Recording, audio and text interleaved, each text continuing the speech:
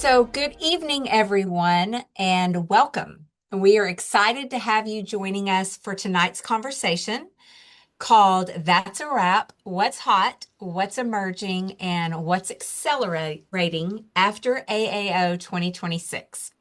For those of you who I haven't met yet, I am Marla Merritt, VP of Partnerships at OrthoFi, and tonight is going to be a really fun discussion.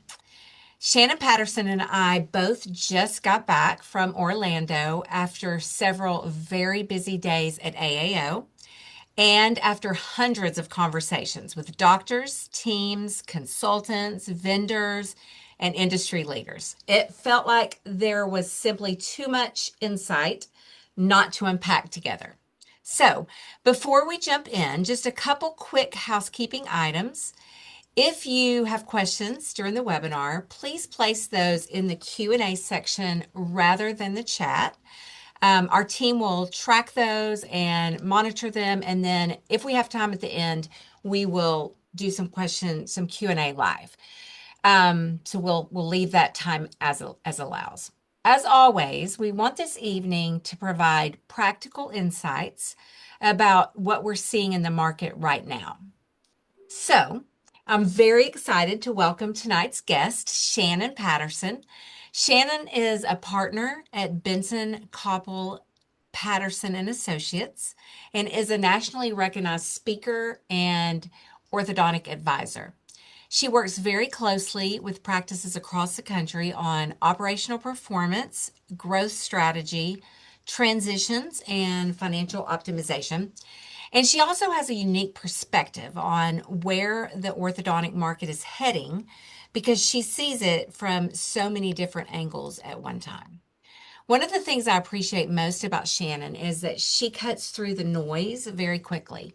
She pays attention to what practices are actually doing, not just what vendors are marketing, which makes these post AAO conversations especially valuable. Shannon, thank you for being here tonight, and I want to dive right in and give the audience some headlines. What was the big theme of this year's AAO annual session? Oh, thank you for the kind welcome. This is going to be a fun session, like you said. I thought the meeting, first of all, was a great meeting, and just the feedback I heard from attendees and vendors and speakers and exhibitors and doctors was very positive. But hands down, efficiency seemed to be the theme. Every conversation that we had, whether it was in the booth, the hallway, over coffee, whatever, it all circled back to the same idea that practices are looking for ways to streamline their workflows, reduce friction, and get more done with the team that they have. The energy on the floor reflected that. Digital workflows, 3D printing, AI-driven monitoring, and software solutions were definitely where the crowds were, and it wasn't subtle. It was pretty common. I even saw a robot. I thought one of the coolest things that I saw was the Xeno Sterile robot. It's an automated robotic system designed to revolutionize practices handling the entire instrument decontamination process.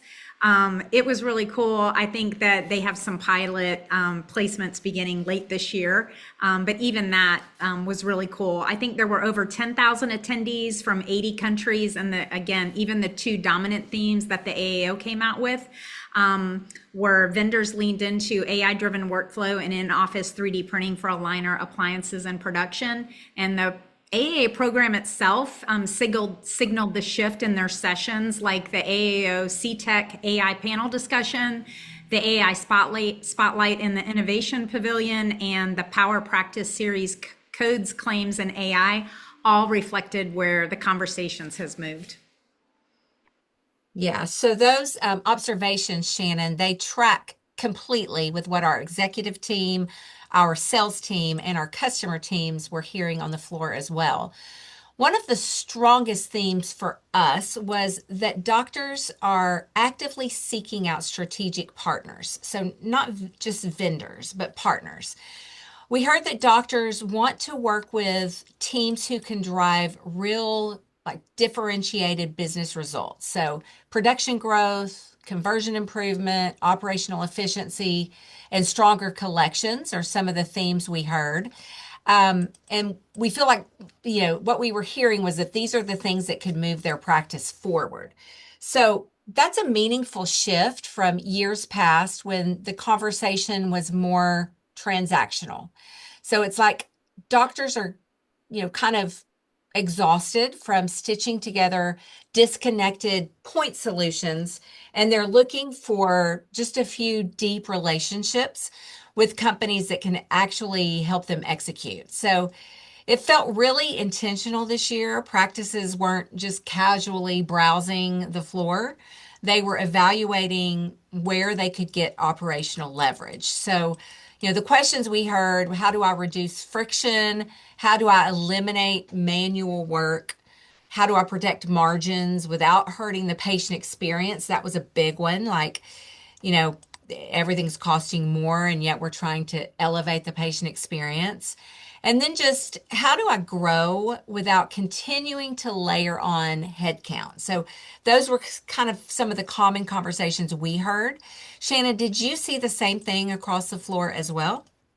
Absolutely. And I think it shows up everywhere if you know what to look for. The exhibit hall told the same story as you're describing: 338 booths, which is significantly less than years past, I believe. Busy aisles and a real sense of momentum. The floor felt as engaged as I've seen it in years, pre-COVID. And the big draws were the digital workflow companies, aligners, custom brackets, monitoring, IDB, and practice management software. That's where the lines were. Yeah. So, you and I had a conversation about this recently, about how, you're walking around to different vendors and everyone was saying, like, this is the best AAO we've seen, I think, since, pre-COVID, and maybe ever. So why don't you walk us through where the traffic was? Because I think that pattern really matters. Absolutely. And so we tried to do this on some of our ourselves, but I had a lot of people out there and I was asking, hey, tell me where the lines were.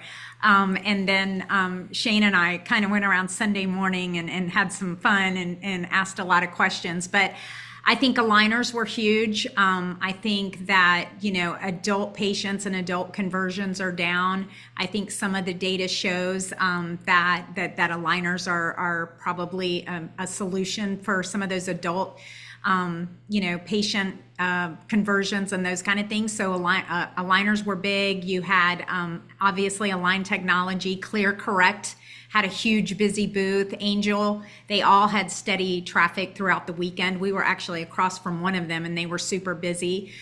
Custom brackets like Lightforce and KLON drew very strong crowds. Dental monitoring was consistently packed. They were busy all the time, and a lot of these booths had great speakers in them as well, so they were drawing a crowd. I think indirect bonding had a real moment this year with companies like Dibs AI, GC, and Damon. They all, have IDB solutions. A lot of others. I'm sure I'm not making everyone. Putting everyone on the list, but I'm sure there's more. And Grayfinch in the practice management software was really big. Grayfinch kind of launched its integration with Align Technology to incorporate Invisalign treatment with the iTero scanner workflows directly into its practice management platform.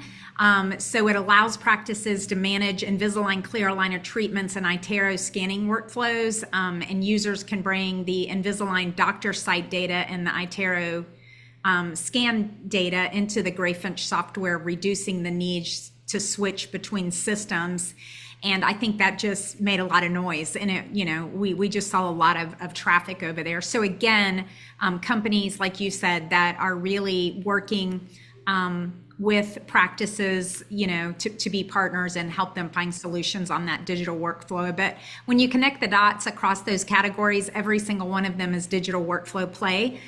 Doctors aren't shopping for upgrades. They're shopping for systems that compress chair time, reduce manual steps, and let smaller teams do more.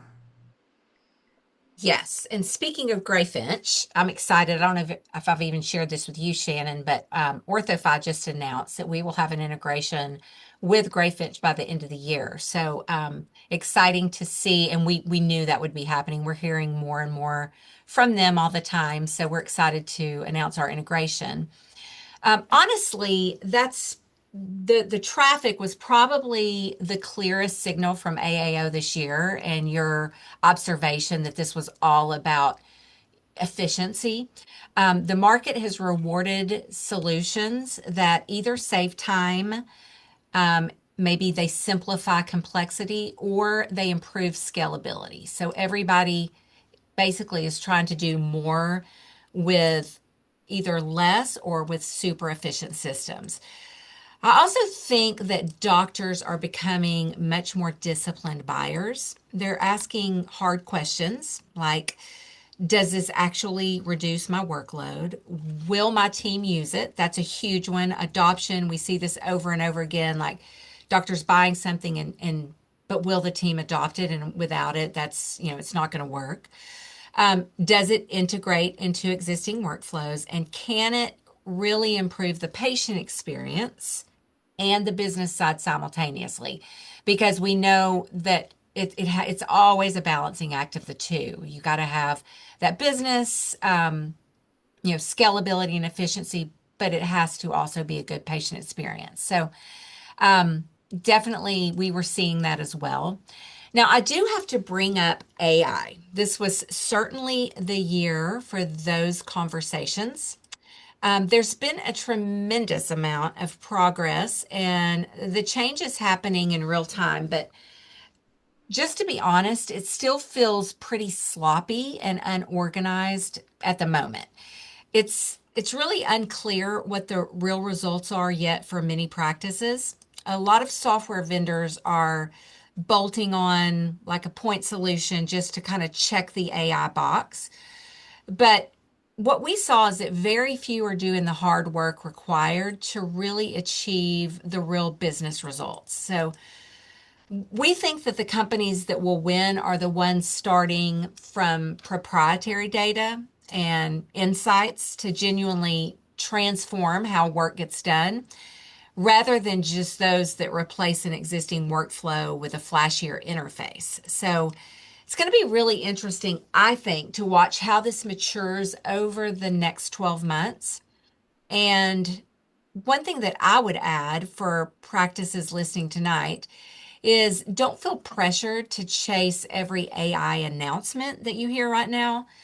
We're seeing that there's really a difference between innovation and noise. So the smartest practices that we think over the next few years probably won't be the ones adopting everything first, but they'll be the ones evaluating carefully and looking for those outcomes, the workflow integrations and the impact, and then also whether the technology truly does reduce the burden on the team. So, Shannon, I would love to hear your read on how doctors should be evaluating AI right now.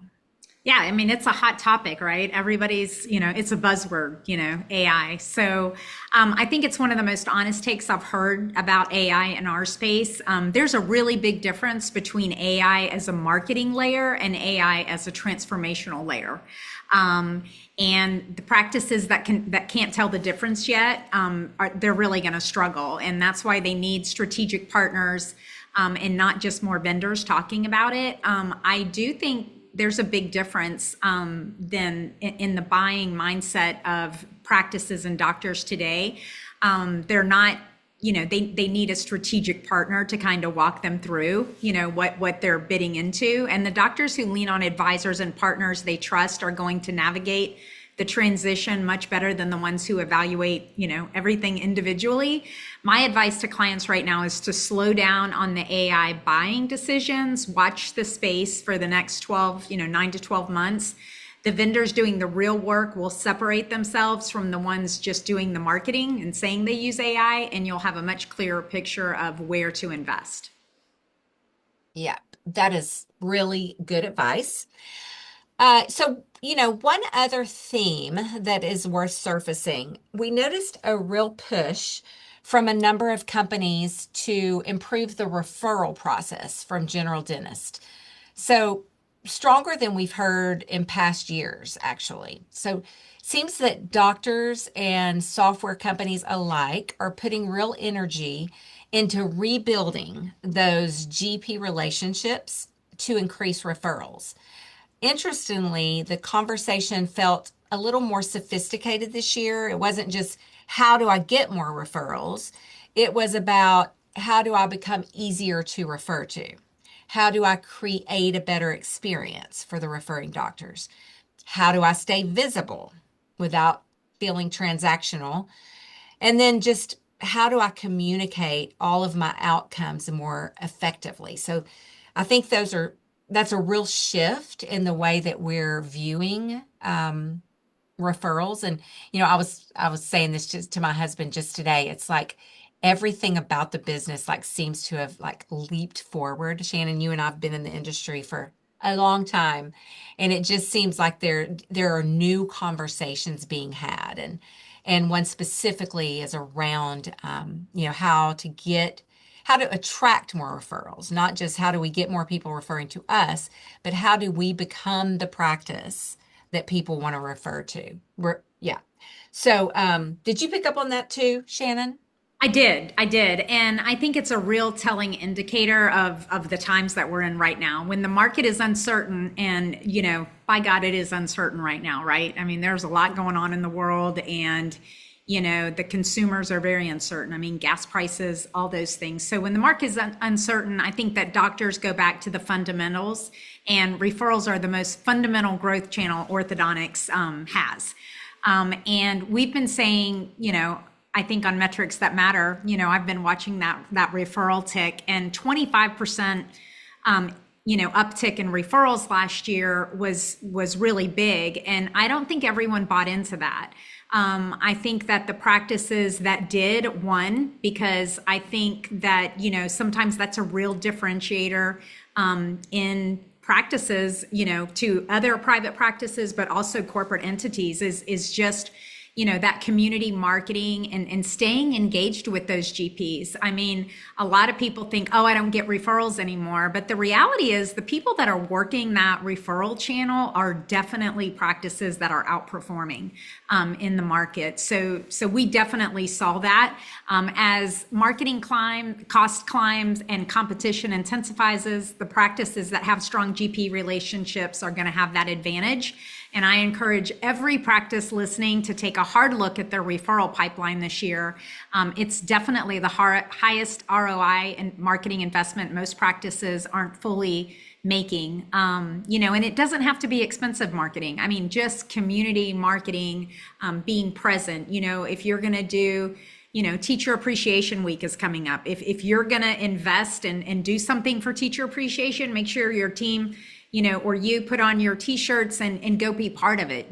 Don't just donate, but definitely, doctor referrals and community engagement, it should be something high at the top of everybody's list this year. I think it's a differentiator in today's market.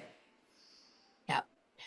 Okay, well, let's talk a little bit about the operational side because our team had a really busy weekend. And many of those conversations seemed very similar. So, doctors are looking for ways to take workload off their team, especially anything insurance related. So, I know we kind of naturally attract that conversation, but what we found is that sometimes it's because they don't have the expertise in house, but then also sometimes it's because they don't have the bandwidth, and then sometimes it's both. They don't have the expert, they don't have the time, and then you bring those two together, and it really does create a gap in a practice. So this specifically, talking about insurance, remains an area of uncertainty, frustration, and honestly, real blind spots for practices. And doctors are looking for strategic thought partners to help them navigate and rationalize their insurance participation. And I know that there, seem to be new players, trying to leverage AI. So practices are trying to determine which networks to be in, what rates to accept, the how to model the trade-offs. So you go in network, but you lose this percent of your revenue. So how do you model that? And then honestly, where practices are leaving money on the table. So this came up over and over again. Again, I'm sure guided by the new solution that we introduced last year called IMAX to really help maximize revenue. But because the conversation came up so much, I honestly think the emotional fatigue around this topic is real. Doctors are feeling overwhelmed, teams are feeling overwhelmed, and insurance decisions impact, honestly, far more than collections. They affect case acceptance, they affect staffing pressure, the patient experience, and profitability. So, were you also hearing these conversations around insurance?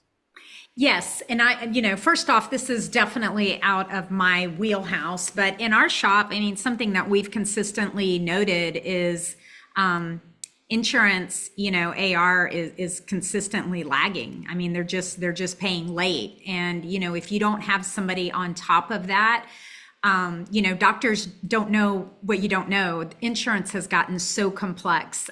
So more and more conversations with clients about insurance strategy, specifically not just billing, but the strategy question of which networks make sense in the market, what their effective collection rates are actually look like from the payer and where they're leaving money on the table. It's become, a core strategy, way more than it was a couple of years ago. And, even, insurance verification on the front end, it really is, mind-boggling to me when we visit a practice, and especially if you only see 4 to 6 new patient exams a day, and you haven't had insurance verification to do a same-day start.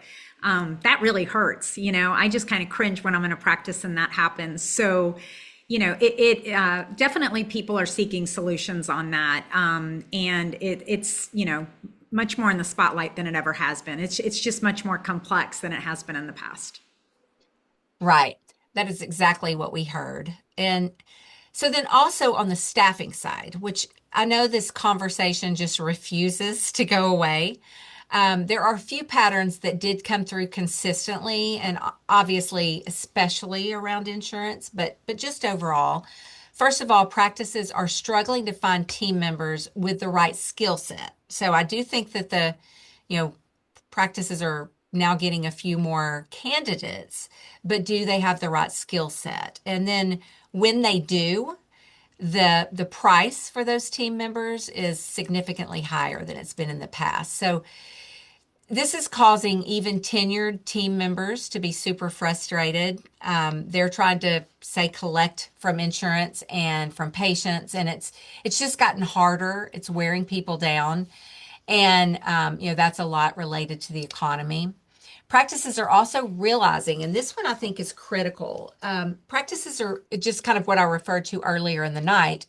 The old recipe for converting case starts is becoming less effective with the newer generation of shoppers. So, team members who've been doing this for, say, 15 years are running into resistance from patients who shop and look online, and they actually buy completely differently than they did even 5 years ago. So the shift is that today's consumers expect speed, transparency, flexibility. They're looking for those online reviews, they're looking for finance options, they're looking for digital workflows and communication, and then of course convenience.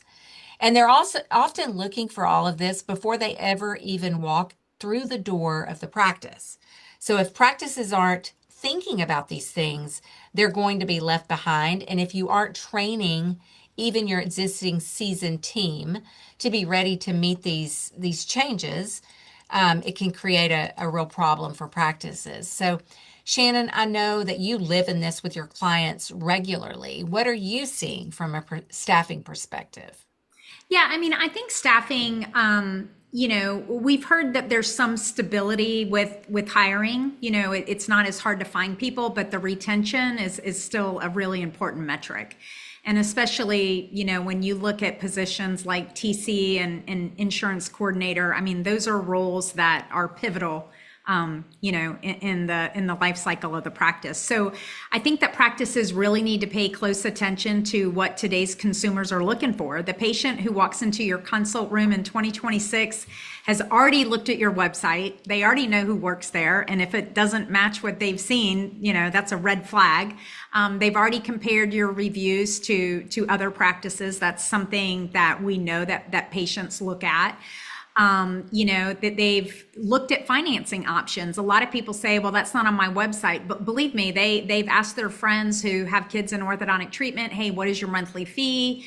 It's all about that monthly fee. And so that's why it's so important to have that customized financing option, right? And not be so rigid and this is what the amount is. And especially if you don't market it as custom financing, they're not going to understand, well, they pay $250 a month and this person's paying $199 a month. They don't really understand that, it's your choice if you go into that. They probably already watched a TikTok about clear aligners, on the drive over, right? So the team member who's still running the 2015 playbook is going to lose that patient and probably won't know why. Practices that invest in modernizing their TC training are seeing meaningful improvements in the conversion. It's one of the highest leverage investments a practice can make right now.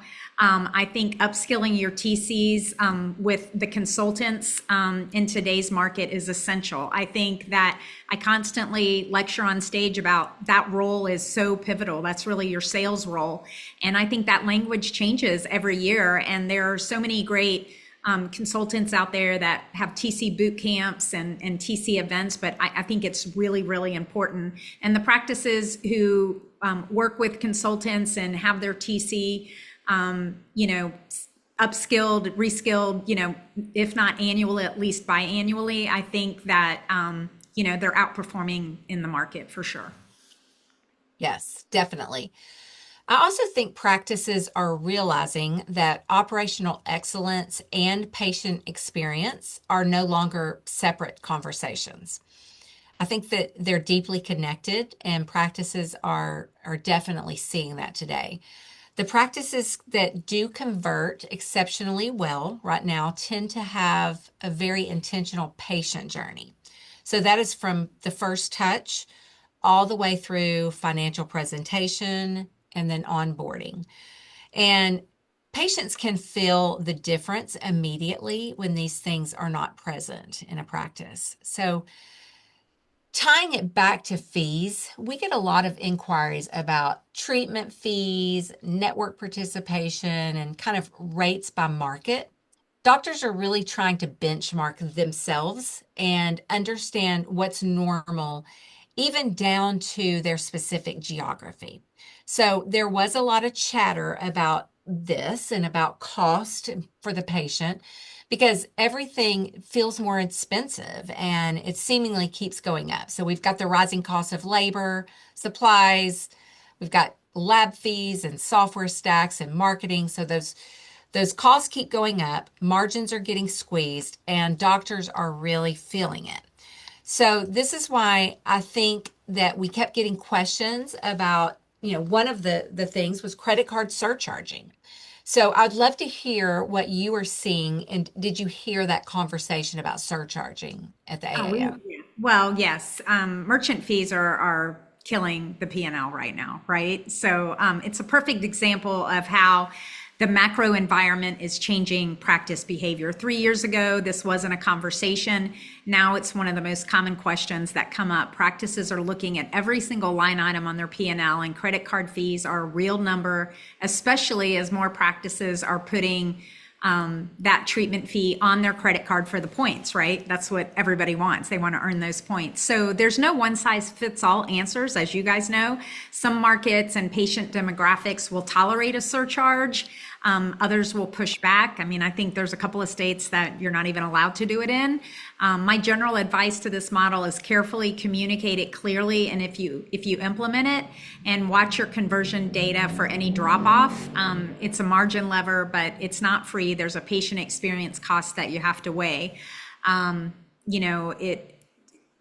it's just everybody is thinking about this. But I think that as consumers, we all know that most everybody out there, if we're putting something on a credit card, we see a little sign that says, if you put this on your credit card. So I think that you just have to experiment with that. And, the states that allow it, I think it's just something you have to experiment and watch. But I don't think I think it's a real concern, and it's definitely in the spotlight. And I think practices are going to have to either raise their fees or look at doing some surcharging. Right. So we were, faced with that question a little over a year ago. Practices were coming to us at OrthoFi and saying, can do you offer surcharging? We didn't at the time because OrthoFi's, main driver has always been about starting more smiles. So if it hurts case acceptance, then you should not do it. So honestly, before, we began working on a surcharging solution. But before releasing it to all of our practices, we monitored through alpha testing, through beta testing to see if it hurt case acceptance. And we did not see a meaningful decrease in case acceptance. But what we did see is patients pausing and saying, man, I hate that. But I think that we all, as consumers, are seeing it more and more, and someone does have to pay that price. So, is it going to be the doctor and team? Is it going to be the patient? And I think that the model is really shifting to the patient and the consumer more and more all the time. So, I do think it's the important piece here is that practices are evaluating every decision much more analytically now. 5 years ago, doctors would simply absorb rising cost without really measuring the downstream impact. But today, they're scrutinizing every single operational lever. So they're looking at the staffing model, where softwares might overlap, so they could maybe get rid of some software because there's overlap. They're looking at vendor consolidation as part of that. And then also just what their financing structures look like for patients. What does insurance reimbursement look like? And then, of course, those payment processing costs that we just discussed. So there's a much stronger business discipline emerging. And again, kind of a theme of this webinar is across the industry, practices just really need to pay attention more than ever. So I want to shift a little bit to the other part of this conversation. We've talked a lot about what was hot on the AAO floor this year, but were there some things that you saw were not as hot this year? Do I really have to answer this? You do. Come on, Shannon. Okay, honestly, I think OSO row, right? That's what we call it. I think that it was definitely noticeable. Their booth traffic was down. The booth traffic that they had was really the doctors that have already affiliated with them. And it was just definitely visibly down compared to previous years. That doesn't mean that the OSO model's going away, but it does tell us something about where they are in their cycle. A few factors at play are definitely the recaps have slowed down considerably. Seller expectations have not fully reset to the current market realities, and interest rates are still weighing in on the economics. Until the rates come down or someone does a meaningful recap that puts liquidity back into the doctor's hands, that trickle activity is going to stay slow. But again, it doesn't mean that it's going away. It's just kind of where they are in the cycle. But definitely a smaller demographic on that row. We call it OSO row. That's funny. I do want to add something on that from the orthophys side that I think is connected. When the transaction market slows down, practices often pivot pretty quickly toward optimization. So the doctors who were on the fence about doing the operational work because they thought they were 18 months from a sale, suddenly they have a different time horizon and they're saying, okay, so if I'm holding this practice another 3 or 4 years, then I need to run it like an asset I'm proud of and not one that I'm just staging for sale.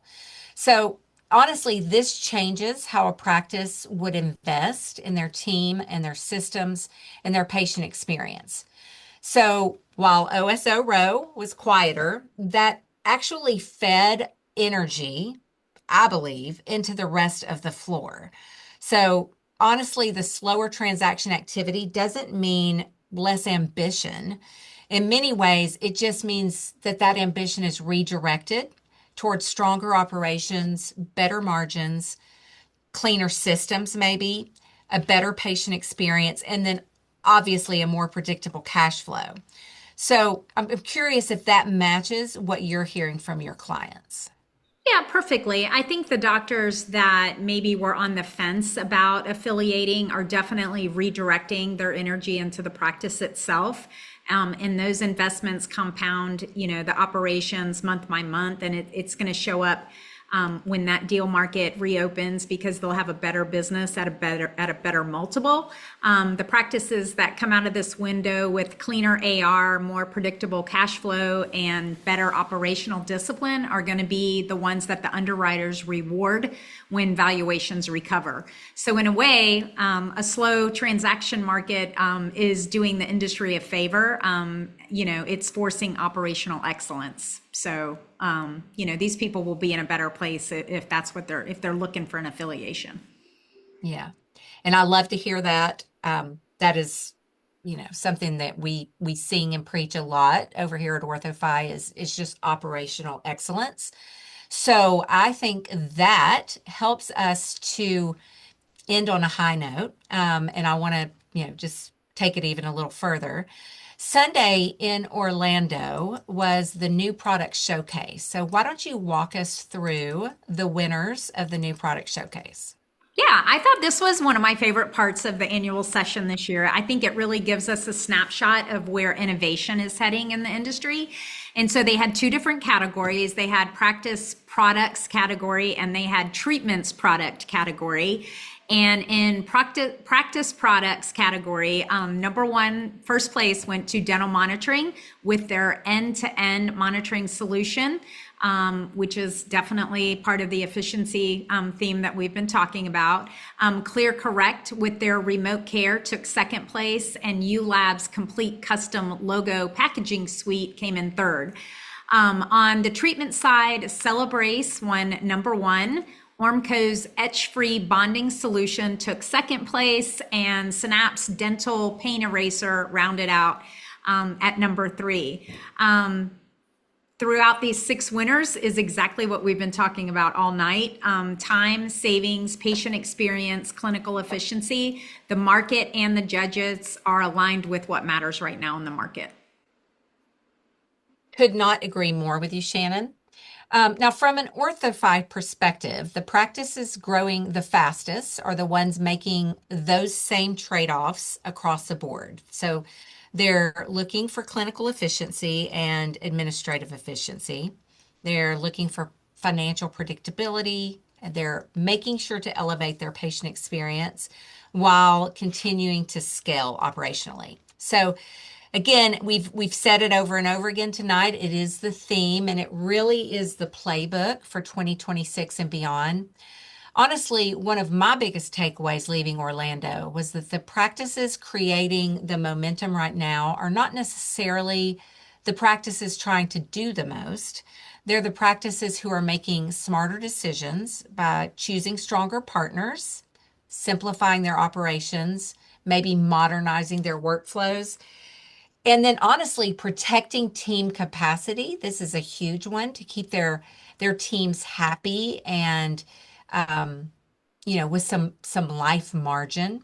So practices are using data more intentionally and learning to stay incredibly disciplined from an operational perspective. So, these things kind of bring a practice together and kind of honestly get them into 2026 where they will be able to be competitive in this market. So final takeaway and last question, Shannon, for the doctors and practices listening tonight, I would love to hear your thoughts. Yeah. I think if you're trying to figure out where to focus your investment dollars and your team's energy in 2026, follow the booth traffic. The market is telling you exactly where it's headed with digital workflows, monitoring, custom solutions, and partners who can take the operational weight off your team. A lot of times people hear digital and they think, oh, I can have less team. It's not about as much as having less team as it's freeing up your team's time to help them be more efficient, but also have better engagement with the patients, so that they have a better patient journey. The practices that lean into efficiency this year are going to be the ones best positioned when the market opens back up. Hopefully, after maybe by this summer, we'll see what happens. And if I could leave a piece of advice, I would say pick one thing. You don't have to solve everything in 2026. Pick the operational area that's costing you and your team the most time, money, team morale, and put a real partner against it this year. The practices that try to do everything at once usually don't finish. The ones that pick one priority and execute one are the ones that I see transform. Awesome. I think that is a perfect place to land. Honestly, despite some uncertainty in the market, the overall feeling that we got, and it sounds like you too, Shannon, coming out of AAO, was honestly very optimistic. The exhibit hall was very busy. Conversations were thoughtful, and the doctors were very engaged. Teams were actively looking for better ways to operate and grow. And that's usually a really healthy signal for the future of the specialty. So we're very excited about that. Shannon, we appreciate you joining us tonight. We do have just a few minutes. Your perspective is always so incredibly valuable. And I do think these conversations help practices separate temporary trends from honestly meaningful market shifts. So, lots to unpack here. I know you mentioned that. One of the questions here, I know you mentioned that each practice should be looking at their own operations and then how are they going to implement one thing? If you were to just, take one thing and kind of highlight like this may be the place that the majority of practices should lean in, do you have any specific advice? Well, like I said, I mean, I think that you kind of have to evaluate, what is going on in your practice to see, where you might invest. I mean, is it, again, when I visit a practice and there hasn't been insurance verification, that is leaving a lot of money on the table. When we know that consumers and families especially are calling 3 practices and in visiting at minimum 2, most of the time 3, the practice that is able to execute treatment then, if the patient's excited and mom is ready, I think that looking at things like that, maybe it's your phone system, maybe your leaky bucket is those patient ads are not turning into exams, or maybe you have a really high no-show rate. I talked to a practice today that's completely booked for the summer, right? And so that's a champagne problem, right? But what happens when you have one no-show a day? Do you have a system in play where you can get someone else moved up? So I think you really kind of have to take a dive into what is your leaky bucket and where can you add a solution and go from there.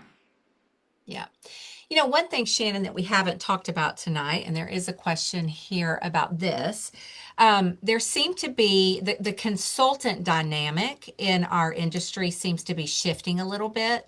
So I personally saw, a few kind of newer consultants enter the market, and that's kind of that's interesting for me because we've had those, tried and true consultants that have been so excellent for so many practices, but now you have, a few others entering. Did you see that as well?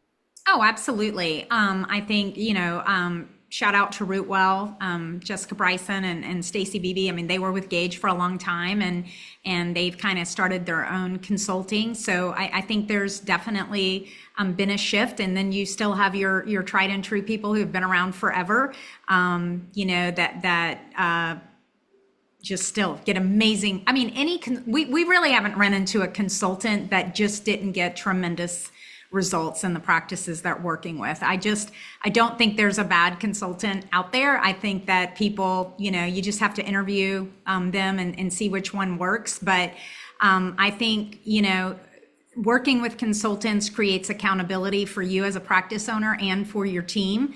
But that reskilling and upskilling, and the different options that they offer, they definitely help practices become more efficient, and really work with the team to get better results. The conversions, I can walk in a practice and know when they've been working with a consultant, hands down.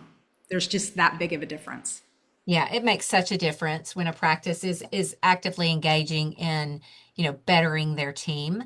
And I agree, there's a lot of different consultants out there, and you just have to find the one that is the right fit for your specific practice.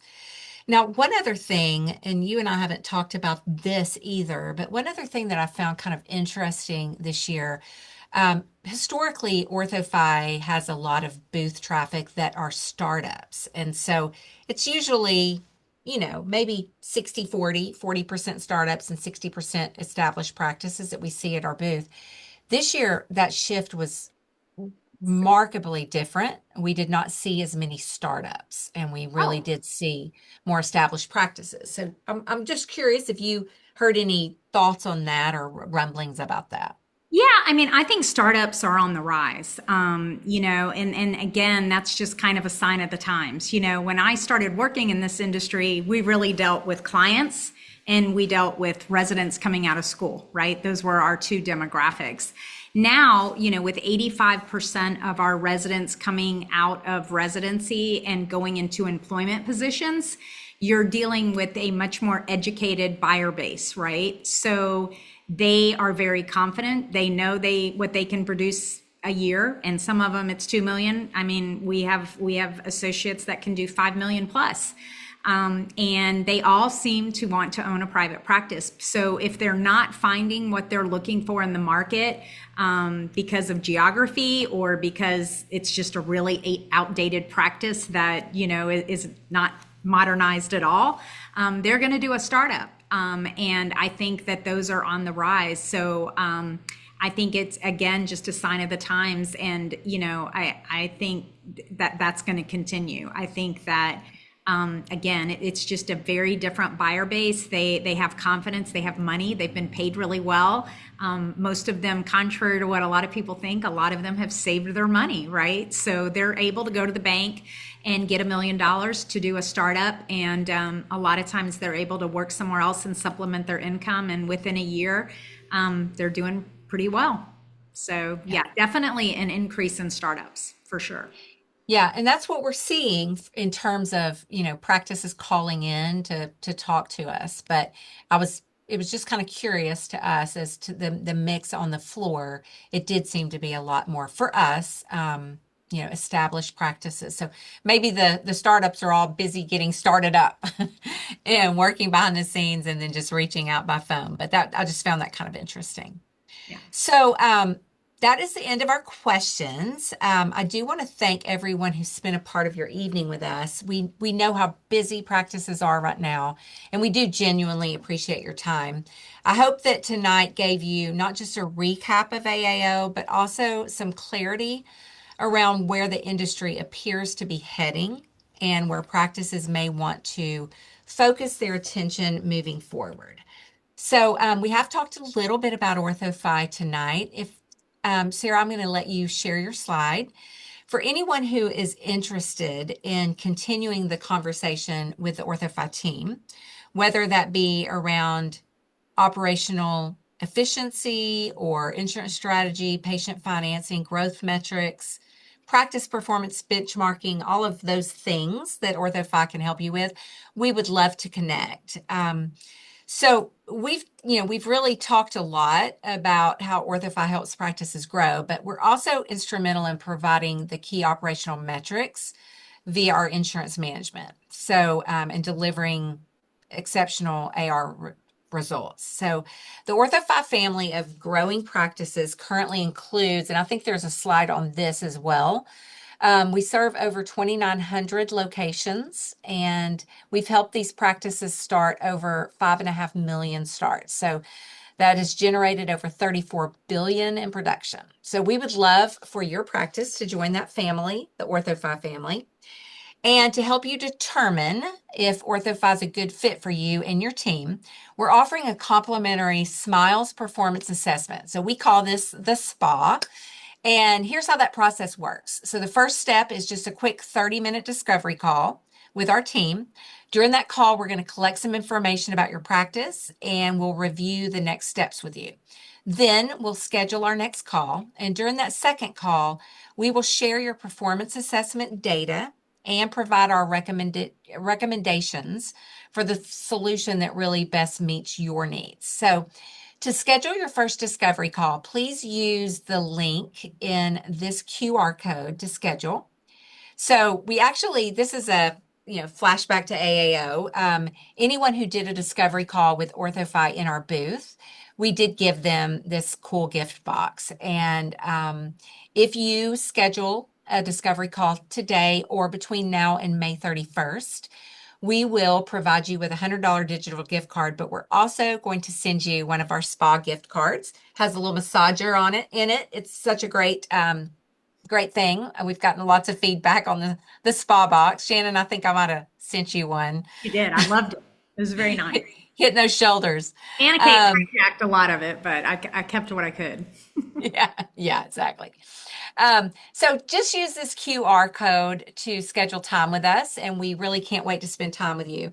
Also, Sarah, if you'll stop on that slide with Dave, we've had a lot of conversations tonight about AI and what we're seeing. We do think that there's some hype and then there's some transformation that's happening. So our CEO and president, Dave Tiernan, will be hosting a webinar on Friday, May 29th at noon Eastern Time, where he is going to unpack what OrthoFi is doing from an AI perspective to use the new technologies and the AI enhanced modalities to really move us further. And then he's also going to unpack kind of what he's seen in the market. So this will be a very cool webinar. You'll get some notifications since you registered for this one, or you can use the QR code to register. And so again, I want to thank everyone for spending a little time with us tonight. Shannon, thank you so much for joining us. Always so much fun with you. And I think we've provided some interesting insights to our audience. We'll be sharing these to everyone who's here. You'll get the recording. We'll also, share it for others to watch as well. So thanks again, Shannon. And thank you Thanks to so everyone much. who's joined us.